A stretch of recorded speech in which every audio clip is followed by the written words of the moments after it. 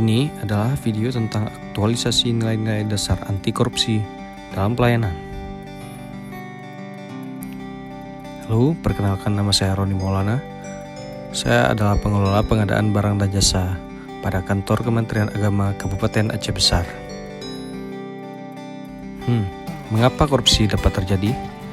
Korupsi dapat terjadi karena ada niat, tambah juga dengan adanya kesempatan. Maka korupsi itu bisa terjadi karena terpaksa, karena memaksa, dan bisa juga karena dipaksa.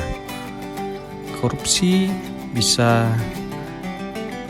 terjadi dengan jumlah yang banyak, bahkan yang sedikit juga termasuk ke dalam kategori korupsi, dihitung dari jumlah kerugian yang dihasilkan akibat perbuatan korupsi tersebut. Berikut pengertian korupsi. Yang pertama, busuk, palsu, dan suap. Itu menurut Kamus Bahasa Indonesia. Kemudian ada buruk, rusak, suka menerima uang sogok, menyelewengkan uang atau barang milik perusahaan ataupun negara, menerima uang dengan menggunakan jabatannya untuk kepentingan pribadi. Kemudian kebejatan, ketidakjujuran, tidak bermoral, penyimpangan dari kesucian. Yang selanjutnya adalah penyuapan ataupun pemalsuan. Dan penyelewengan atau penggelapan uang negara atau perusahaan sebagai tempat seorang bekerja untuk keuntungan pribadi atau orang lain. Nah, kali ini saya akan menjelaskan tentang ciri-ciri korupsi.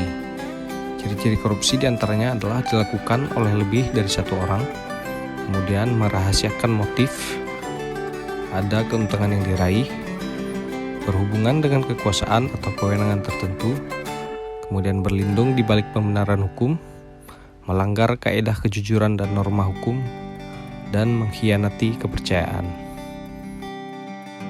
Berikut 9 nilai-nilai dasar anti korupsi yang harus diterapkan oleh seorang ASN di dalam bekerja dan bertugas. Di antaranya adalah jujur, bersikap peduli, bersikap mandiri, disiplin, tanggung jawab, kerja keras, sederhana, berani, dan adil. Pada video selanjutnya saya akan menjelaskan tentang penerapan 9 nilai-nilai dasar anti korupsi ini ke dalam bentuk pelayanan. Yang pertama adalah kejujuran, konsistensi antara ucapan dengan tindakan. Contohnya adalah berani berkata jujur. Kemudian kepedulian, peka terhadap sesuatu ketidakbenaran di sekitar kita. Contohnya adalah peka dengan situasi. Kemudian yang ketiga, kemandirian, yaitu melakukan tindakan yang tidak tergantung pada orang lain. Contohnya mengerjakan tugas sesuai dengan kemampuan sendiri. Keempat, disiplin, yaitu taat pada norma atau aturan. Contohnya tepat waktu memasuki kantor. Yang kelima adalah tanggung jawab. Itu sikap berani mengambil konsekuensi atas hal yang dilakukan. Contohnya mengakui kesalahan dan menerima sanksi.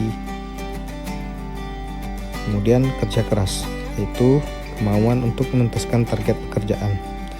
Yang ketujuh, sederhana, yaitu tidak hidup berfoya-foya dan hidup sederhana saja.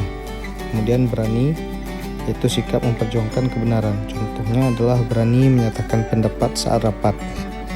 Dan yang terakhir adalah adil, yaitu kemampuan bertindak tanpa membeda-bedakan orang lain.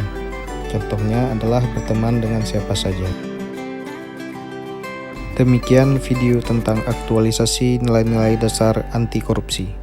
Sampai berjumpa di video selanjutnya.